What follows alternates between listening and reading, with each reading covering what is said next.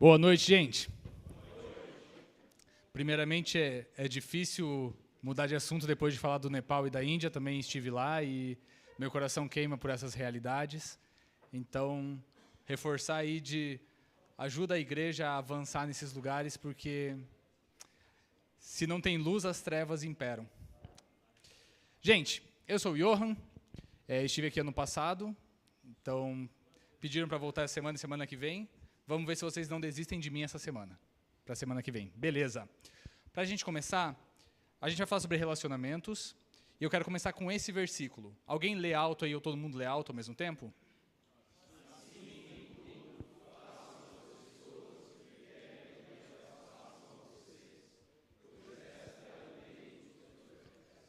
Muito legal. E é legal um coro só de homens, assim, né? Isso aí você não vê no culto normal. Bacana, bacana.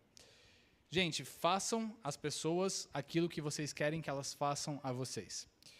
A gente vai falar de relacionamentos, e o primeiro ponto que a gente precisa entender é: você precisa resolver seus relacionamentos. Você precisa entender seus relacionamentos. Você precisa curar seus relacionamentos. Isso vai fazer muita coisa pela sua vida. Isso vai trazer cura para a sua vida. Mas se isso não for motivo suficiente, Jesus mandou você tratar o outro como você queria ser tratado. E isso é motivo suficiente. Obediência a Deus é motivo suficiente. Beleza? Vamos lá. Primeira coisa que a gente precisa entender aqui é como você se comunica.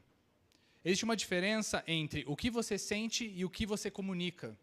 E se você não entende esse princípio, você acha que dar a entender é deixar claro.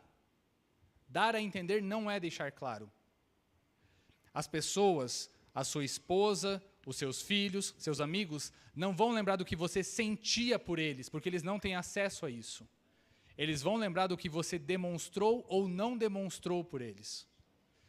E esse como faz toda a diferença nessa demonstração. Não adianta você, no meio de uma briga, olhar para sua esposa e falar assim: mas você sabe que eu amo você? Para que essa frescura? Você acabou de falar que ama ela, né?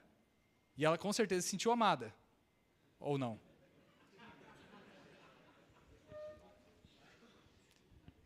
Né? Quem que precisa falar eu te amo? Você já falou o dia que você casou, né? Falou lá no altar, uma vez, há 30 anos atrás? Ela sabe disso. Eu sou terapeuta, e é muito interessante que às vezes na clínica eu ouço as pessoas falarem assim: não, mas ele sabe. Eu falo: mas você fala? Não, mas eu já falei. Eu pergunto: quando?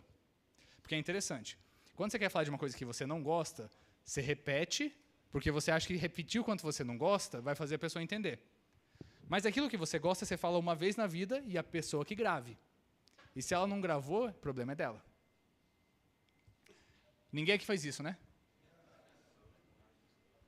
Beleza. Se a gente fosse ter uma lista de cada um aqui, de todos os elogios e de todas as críticas que vocês fizeram para os seus filhos, para a sua esposa, para os seus subordinados, para o seu chefe, no último mês, ia ter mais elogio ou mais crítica? Ouvi umas vozes misturadas aqui, né? Já tem uns caras que conseguem elogiar mais. Mas por que a gente repete tanto as críticas e a gente fala tão pouco do que a gente gosta ou ama nas pessoas? Tem gente aqui que nunca falou que ama pessoas que realmente ama. E sabe quando que a gente fala? Do lado de caixão. Eu não sei porque, eu acho que as pessoas acreditam que caixão é um objeto mágico que recebe os sentimentos que você nunca deu durante a vida. Não é. Caixão é madeira.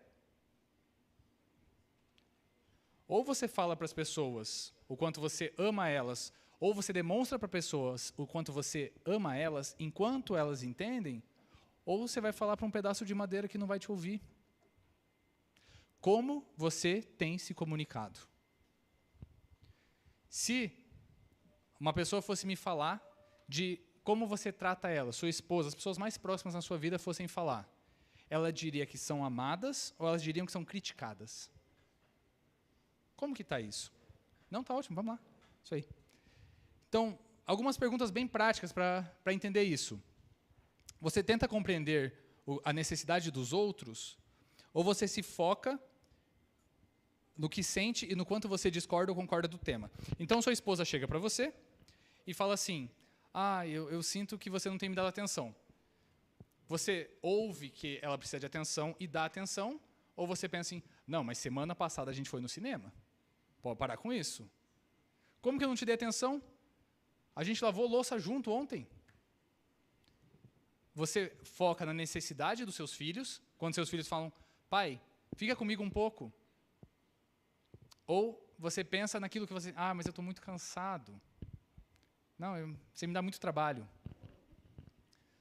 Você responde a questão colocada ou tenta escapar? Né? Se a esposa chega e fala assim, a gente precisa conversar sobre a viagem de férias. Não, você só quer saber sobre gastar. Ou depois a gente conversa. Não que você não possa adiar uma conversa importante. É que, para algumas pessoas, o depois é nunca, né? Então, você leva as preocupações dos outros a sério, ou você ridiculariza a forma como as pessoas tocam no assunto. Você é aquela pessoa que fica fazendo piadinha? Você é muito carente. Muito carente. E lá vem. Vai começar de novo. São frases que estão no teu dia a dia? Isso é um problema. Porque provavelmente você não gostaria de ser tratado assim. Talvez você tenha sido pelos seus pais. Mas provavelmente hoje você não gostaria de ser tratado assim. Você tenta encontrar maneiras de fazer com que os outros se sintam melhor? Ou você fica se defendendo do outro? É interessante, tá? Essas perguntas, elas continuam na mesma pegada, assim. Mas é interessante porque, às vezes, as pessoas vêm até você para resolver problemas. Às vezes, elas não têm uma habilidade de te falar abertamente sobre qual é o problema. Às vezes, alguém chega para você e reclama que você está trabalhando demais. E a primeira coisa que nós fazemos, muitas vezes... Eu ponho mais perto aqui. Tá dando para ouvir aí no fundo? Então, beleza. Às vezes, a primeira coisa que você faz é se defender. Depois que você se acalma, você fica ainda remoendo o quanto o outro não te entende. E por que a gente faz isso? Tá? Pela psicologia, por que algumas pessoas elas rebatem, elas atacam, elas falam coisas que elas têm certeza que elas não deveriam ter falado? Ou por que outras pessoas fogem, elas zombam, elas não conseguem ficar perto demais? E por que existe um terceiro tipo de pessoa que ouve e fala assim, nossa, eu sinto muito, eu não sabia que eu tinha te chateado. Se eu soubesse, eu teria feito diferente. Da onde que vai isso? Por que é tão diferente? Existem algumas teorias na psicologia e uma delas é a teoria do apego. Essa teoria acredita que nós aprendemos a forma de relacionamento já nos nossos primeiros anos de vida. Existem algumas outras formas da teoria do apego que eles entendem também que é um processo evolutivo. Então, de forma bem prática, a criança aprende se ela pode confiar nos pais, quando ela não está legal, se os pais vão dar atenção para ela, se são pais que não se importam com ela, se ela sente que esses pais não se importam com ela, ou se ela está tranquila. Uma criança que se sente segura, ela se sente tranquila para explorar. Então, quando esses pais saem de perto e quando eles voltam para perto, essa criança se acalma. Ela se apavora no primeiro momento, mas em seguida ela se acalma. Quando os pais passam uma sensação meio ambígua para esses filhos, essa criança vai ficar ansiosa. Então, ela quer proximidade, ela se sente insegura e ela não... Sabe aquela criança que você coloca no parquinho e ela corre para o pai de novo? Que não consegue ficar longe? Normalmente é uma criança que está desenvolvendo um tipo de apego ansioso. E aí, na vida adulta, quem que é esse adulto? Esse é o adulto que, quando a parceira, quando os filhos não estão dando atenção para ele fica chateado.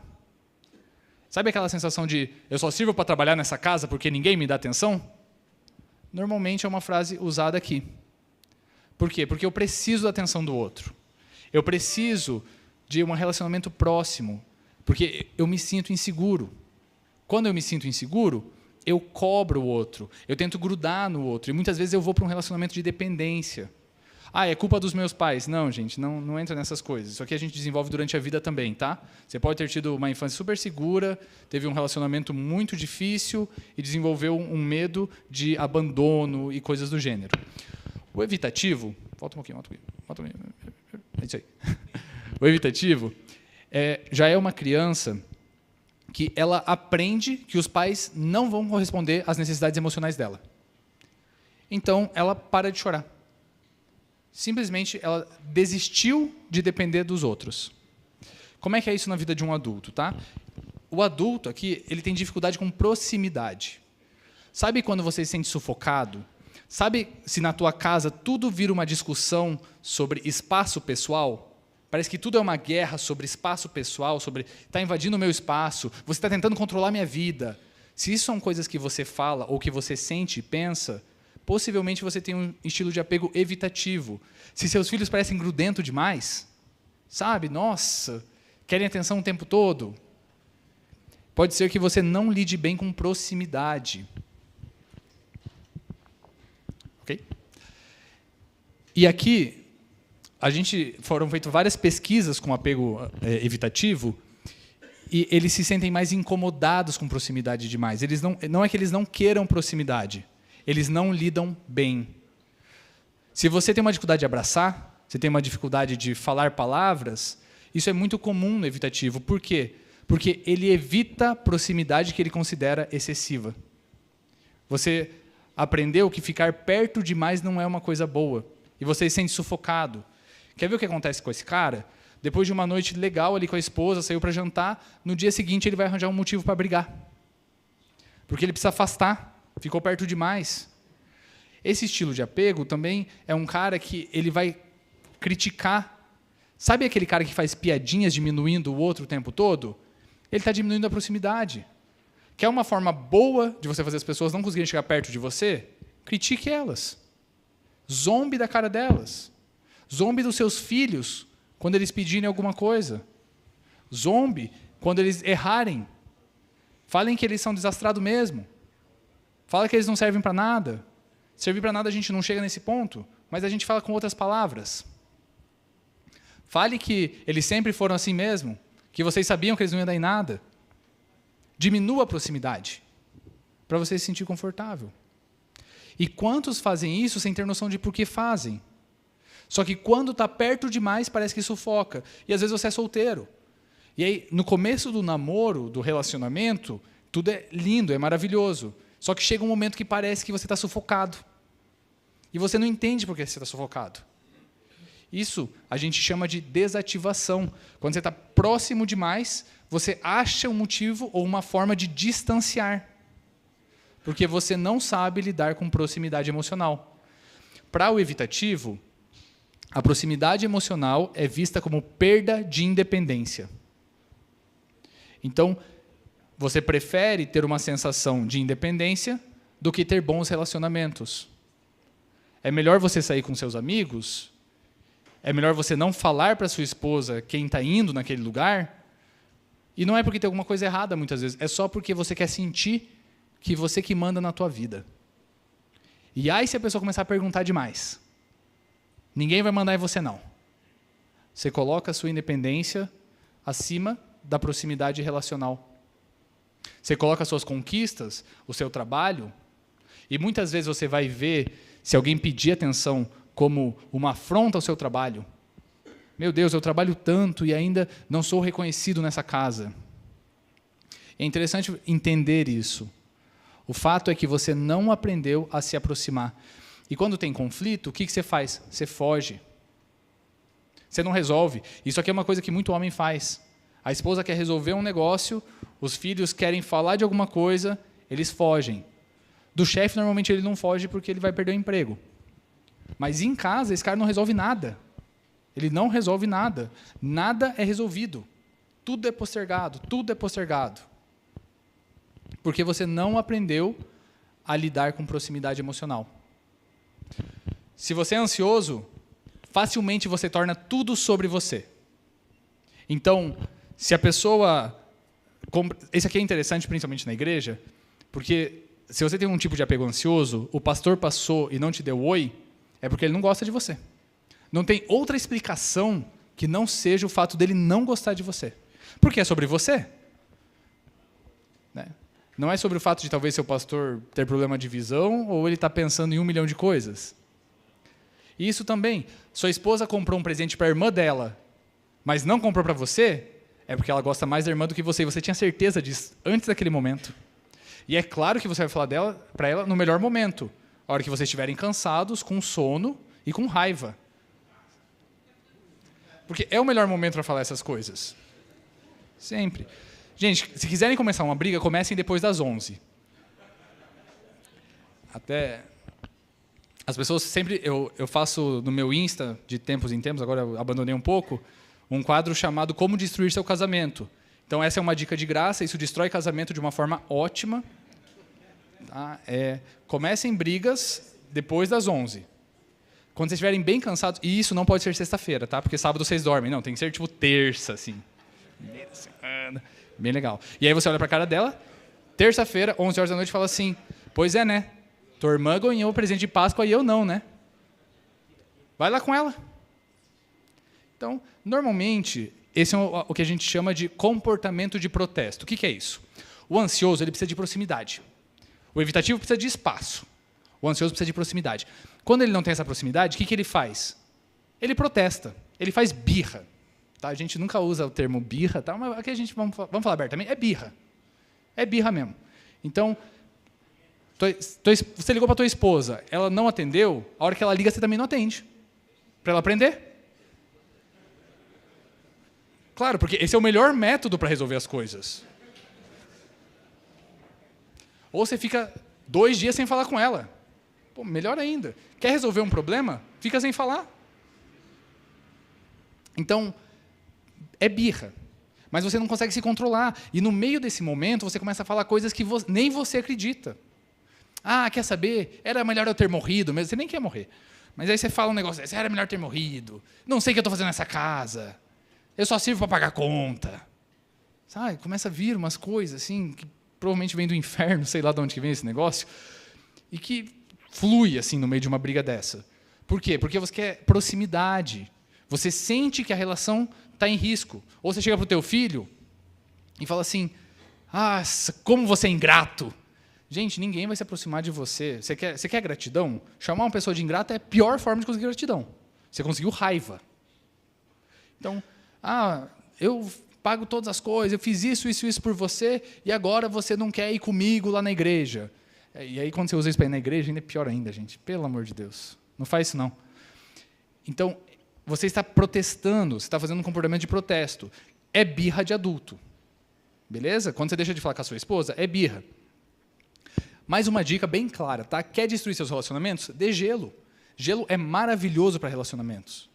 Pega um corpo de uma pessoa viva e coloca dentro de uma geladeira. Ela morre. Pega um relacionamento e enfia dentro da geladeira. Ele morre. É maravilhoso. Gelo não funciona. Então, dependendo do tipo de apego, você vai lidar melhor com proximidade.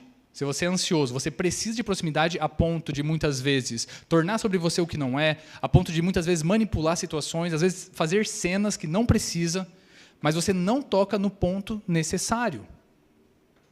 Você está chateado com a sua esposa porque ela esqueceu de fazer o jantar que você pediu para ela fazer. Você vai conseguir brigar com ela por causa da calçada. É impressionante, porque tudo se torna tudo, a coisa fica grande e por aí vai. Se você é evitativo, você não fica próximo demais. Se as pessoas tentam ficar muito próximas, você já se incomoda, você já começa a pôr para o lado, você já começa a dar um apelidinho para o cara novo que chegou na célula. Você já vê que é um cara que está querendo amizade demais, assim, então você já começa a pôr uns limites ali.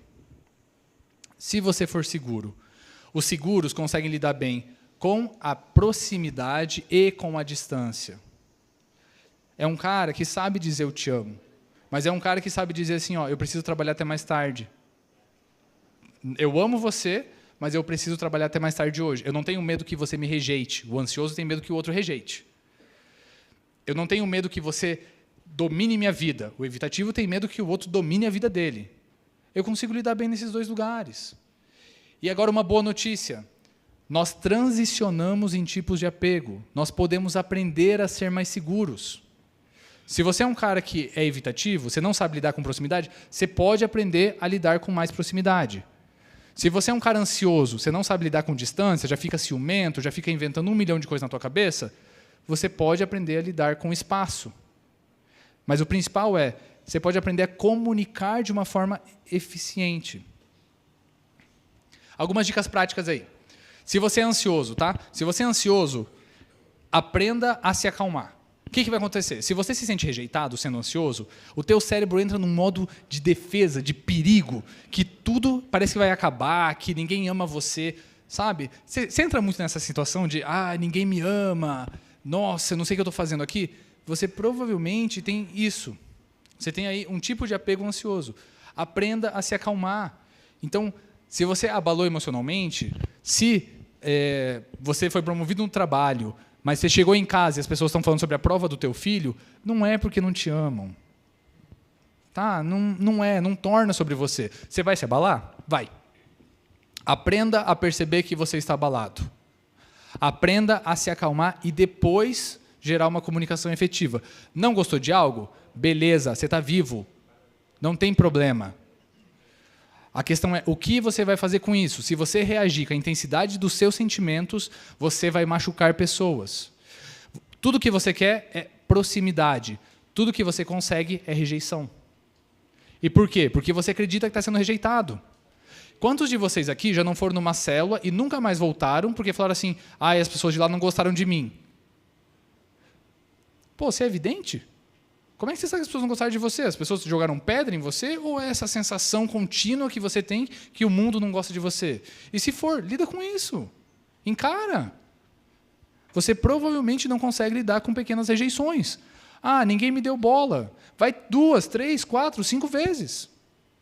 Quem não é notado não é lembrado. Se você vai num lugar, as pessoas... Aqui, você está aqui talvez a primeira vez hoje. Talvez você vai sair daqui e vai falar assim, nossa, ninguém lá se importa comigo. Como você sabe disso? A gente descobre isso nas relações sinceras. Em relacionamentos honestos, a gente sabe disso. Você fica pulando de relacionamento em relacionamento, e eu falo até de amizades, porque você não sabe lidar com a mínima sensação de rejeição. E não é rejeição, é sensação de rejeição. Porque você não teve figuras amáveis ou figuras que te dessem segurança o suficiente. E aí você vai para a tua vida adulta cheio dessas sensações. E nenhum amigo é bom o suficiente, nenhum pastor cuidou bem o suficiente de você, nenhum psicólogo entendeu o que você sente. Nenhuma mulher na sua vida entendeu o seu coração. Seus filhos não te amam. Ou você é muito azarado para conseguir viver tudo isso, ou você está com uma lente que distorce a forma como você vê o mundo. E se você for tão azarado, liga para o Guinness. O Guinness ainda está recebendo coisas novas, gente. Você deve ter um recorde de tanto azar. Muito provavelmente, você está vendo as coisas distorcidas pelo seu apego ansioso. Você precisa de proximidade, não consegue o que você queria, você faz birra, você tenta afastar, sumir da célula, ninguém vai atrás de você, porque você é um adulto. Né? Quando você tinha 5 aninhos e você saía ali do meio das pessoas, a professora ia atrás, mas agora as pessoas não vão mais. E se elas forem, nossa, grande paciência das pessoas, agradeça a Deus por elas. Mas aprenda a lidar consigo mesmo. Até hoje, talvez você não sabia que você fazia isso. Se hoje você faz, você é responsável por isso. Beleza? Se você percebeu hoje que você está fazendo isso, aprenda a lidar com distância. Aprenda que você não é o centro. Não é sobre você. Quando sua esposa fala para você que o filho está indo mal em matemática, ela não está falando que você é um mau pai. Ela está falando que seu filho está indo mal em matemática. Quando seus amigos falam que faz tempo que eles não te veem, eles não estão reclamando que você não dá atenção para eles. Eles estão falando, vamos nos ver? Entende? Aprenda a interpretar a necessidade que o outro te traz também. Beleza. Não ataque. Volta. Aprenda a considerar qual é a questão que está acontecendo. Então, quantas vezes alguém vai falar com você e você ataca? Quantas vezes você se defende quando não há um ataque? E aí você começa um duelo. A gente fala em termos de casais e de relacionamento sobre duelo. Duelo é quando alguém chega para você e fala assim, por que você chegou atrasado hoje? E você fala assim, quem que é você para falar isso? Beleza, começou o duelo. Começou. Entende? Ou a pessoa fala assim, nossa, tá tudo bem, você atrasou? Não, você não... para de me cobrar. Então, muitas vezes você começa um duelo que não precisa, e daí você não entende porque todo mundo parece estar brigando com você. Porque talvez você esteja se defendendo de todo mundo. E, gente, dá para entender e trabalhar isso. E, principalmente, não use comportamento de protesto. Lembra que eu te falei daquela birra de adulto? De, tipo, dar gelo, de sair de perto, de fazer coisas do gênero, de provocar ciúmes. Putz, provocar ciúmes. Gente, abandona provocar ciúmes, tá? Besteira. Tipo, desativa esses negócios.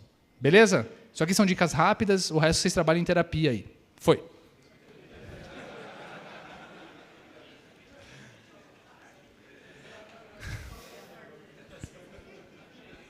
Beleza. Evitativo. Dicas práticas de como você lida com esse negócio. Aprenda a perceber quando você está desativando. Percebeu que está começando a se sentir sufocado, vai começar a dar gelo nas pessoas, vai começar a ironizar, a zombar? Percebe. E quer pedir espaço? Pede espaço. Fala assim, ontem a gente passou o dia inteiro junto, eu queria ficar um tempo sozinho ali pintando quadro, sei lá o que vocês fazem, pescando, o que seja. Mas, tipo assim, aprenda a pedir de tal forma que você passe segurança para o outro. E que está tudo bem. Tipo assim, eu amo você, mas eu preciso de um tempo sozinho nesse momento. Lá em casa eu olho para minha esposa e pergunto assim, você quer atenção? Normalmente ela fala assim, não, obrigado. Então...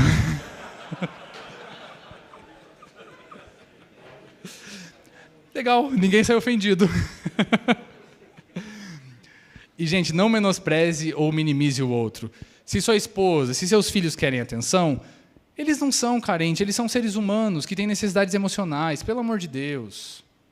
Talvez não seja uma necessidade emocional que você entende, talvez você não sinta tanta necessidade emocional, mas é como se eu chegasse para vocês e falasse assim, nossa, gente, eu estou com fome. Você fala assim, não, você não está.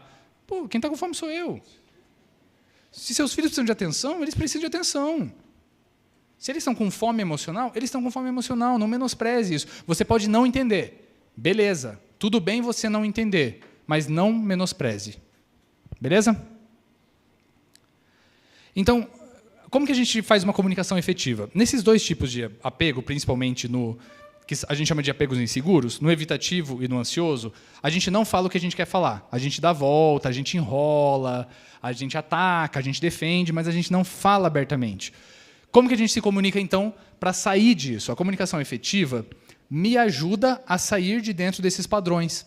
Primeira coisa, aprenda a demonstrar preocupação pelo bem-estar do outro. Sua esposa te pediu atenção, ou sua esposa chega para você e fala assim, não estou muito legal. Digamos que é seu aniversário e sua esposa está triste. Você pode tornar isso um furacão, falando assim, nossa, no meu aniversário você com essa cara. Você pode aproveitar a chance e falar assim, então fica quietinha aí que eu vou sumir. Ou você pode aprender a demonstrar preocupação, de falar, você está bem? O que aconteceu? E você está bem, o que aconteceu é diferente de, o que aconteceu agora? São coisas diferentes. Beleza? Aprenda a se concentrar no problema em questão. Isso aqui é de um livro, essas dicas são de um livro chamado Maneiras de Amar, tá? Bem legalzinho. Aprenda a se concentrar no problema em questão.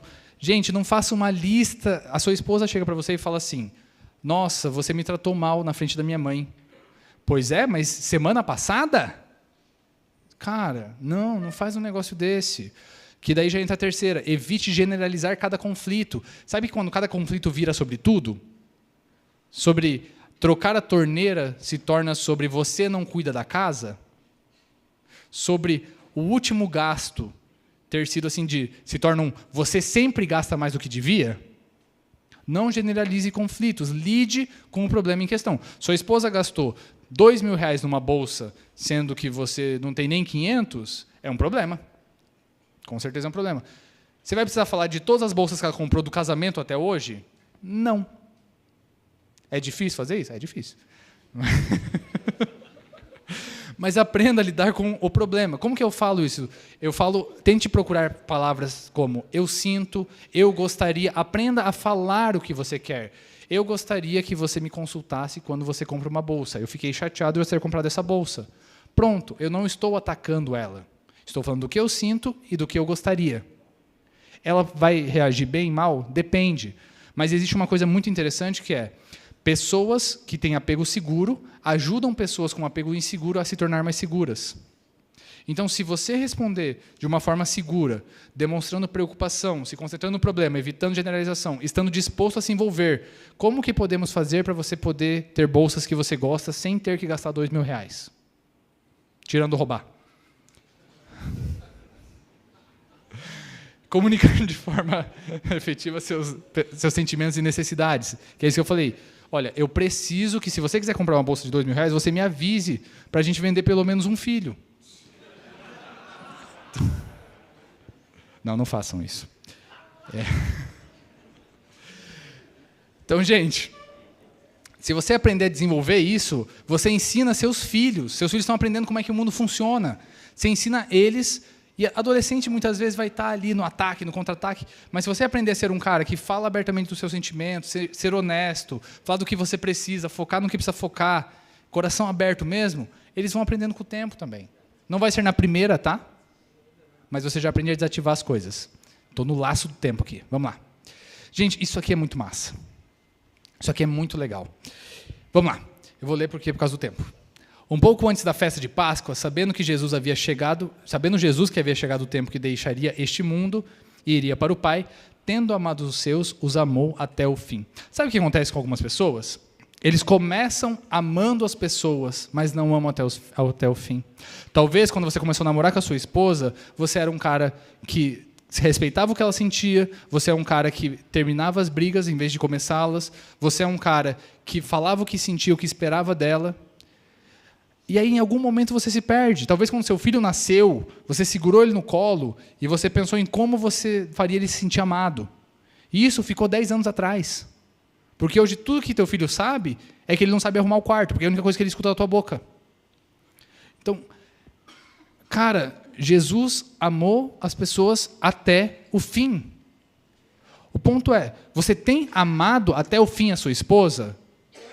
Se hoje você percebeu que precisa aprender, aprenda, vá aprender. Se hoje você entendeu que você precisa reaprender a amar seus filhos, que já não são bebezinhos que não respondem as coisas, aprenda.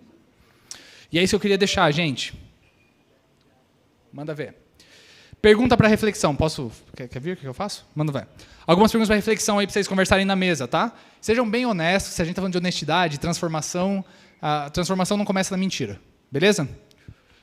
Como você tem lidado com os seus relacionamentos? Você tem feito joguinhos ou você tem sido sincero e tentado aprender novas formas de se comportar? O que é joguinho? Não precisa nem fazer uma lista, né? Vocês ouviram um monte de joguinho aqui. Beleza. Falando em joguinhos, é coisa rápida, tá? Eu tenho um ministério de jogos de tabuleiro aqui na igreja. Isso é verdade. E quem quer ter proximidade com os filhos e está tendo dificuldade, aparece aí que é todo sábado. Depois eu passo o cartãozinho se alguém quiser. Mas um ponto é, você tem procurado pontes? Tem feito pontes com seus filhos? Tem feito pontes com a sua esposa? Ou continua a mesma coisa de sempre e a culpa é sempre dos outros? Porque você é a vítima do mundo. Você conhece alguém que lida de forma segura com os relacionamentos? Isso aqui é bem importante. Trazer exemplos de pessoas seguras nos faz agir de forma mais segura. Se você não sabe como reagir, pega uma pessoa que é um exemplo de reação emocional, de cuidado com a esposa, com o filho, com os relacionamentos, e se pergunte como essa pessoa agiria. Alguns anos atrás, tinha uma campanha chamada O que Jesus faria? Jesus era um cara seguro. O que você pode aprender com o exemplo dessa pessoa? Então, você pode puxar Jesus, mas provavelmente vocês não conviveram com Jesus. Se alguém que conviveu com Jesus está bem velho já. Ou você pode se perguntar em pessoas que vocês admiram e que têm relacionamentos admiráveis, que buscam ter relacionamentos admiráveis. Beleza? Então, manda ver com a mesa de vocês.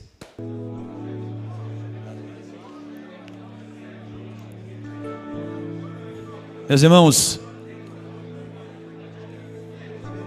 irmãos, é muito interessante o quanto a gente aprende com uma palestra que quando você para ler, só você ler ali os slides, né? Eu mandei no grupo os slides. Quando você para ler aquilo ali, você, caramba, um negócio tão básico, tão elementar, mas como é que a gente não faz? Não é? Pelo menos essa foi a minha percepção. Eu quase 30 anos de casado. Eu falei para eles aqui, como é que a gente ainda dá pisada de bola em umas coisas tão elementares como essas? Ferramentas tão úteis. Sim. Ferramentas tão úteis que a gente tem à disposição, está aí o conhecimento. Tá? Então eu acho que O grande aprendizado para nós nessa noite é a gente levar o conhecimento desses estilos de apego e você se identificar. Com certeza, como o Johan falou, em um maior ou menor nível, a gente flutua em algum tempo, em algum momento da nossa vida, em algum relacionamento com outra pessoa, um familiar, seja quem for, a gente flutua entre um e outro. Mas o importante é nós realmente colocarmos diante do Senhor. Se você quer ter um aperfeiçoamento da sua relação, começando com os seus pares, né? Começando com a sua esposa, filhos, seus pais, né? Temos muitos jovens aqui conosco também, é importante que a gente mencione, né? O relacionamento com os pais jovens com os pais, adolescentes com os pais, é muito importante mencionar isso. Se você quer esse aperfeiçoamento, você precisa primeiro colocar o seu relacionamento com Deus na prioridade. O seu relacionamento com Deus não pode sofrer esses níveis, né, do evitativo, do ansioso, porque o nosso Deus, no relacionamento conosco, Ele é absolutamente seguro. Ele é a nossa rocha, a nossa segurança. Nós temos que nos espelhar em Deus para refletirmos com outros o mesmo relacionamento que nós queremos ter com Ele. Então a minha oração vai ser para que nós possamos nos aperfeiçoar, em primeiro lugar, nosso relacionamento com Deus. E que nos relacionamentos com os nossos queridos, nossos próximos, sejam nossos irmãos, nossos colegas de trabalho, né? Sejam os chefes ou funcionários, seja quem for, que neles nós possamos refletir o nosso relacionamento com Deus, sem o evitativo, sem o ansioso, mas no devido nível de segurança, na segurança que nós temos no Senhor, possamos refletir também no nosso dia a dia. Amém? Então, eu queria convidar você a baixar a sua cabeça nesta hora e você colocar os seus relacionamentos diante do Senhor. Reflita na conversa que você teve, reflita no aprendizado que o Orhan trouxe para nós, né? E busque do Senhor. Meu Deus, eu estou consciente de que eu preciso me aperfeiçoar. Eu preciso da tua bênção. E é isso que eu quero te pedir. Deus e Pai querido, nós estamos na tua presença, Senhor, confessando a nossa falha, a nossa imperfeição. Ó Deus, quando o Johan começa a falar e trazer esses conhecimentos até de uma forma parecendo engraçada, mas que no fundo é tão verdade, Senhor, fala tanto conosco, abre os nossos olhos para perceber o quanto em momentos tão fáceis talvez nós falhamos, porque nos deixamos levar para as emoções, às vezes por feridas, externamos isso no relacionamento com a nossa esposa, com os filhos, os nossos jovens que aqui estão, às vezes com seus pais, com seus irmãos.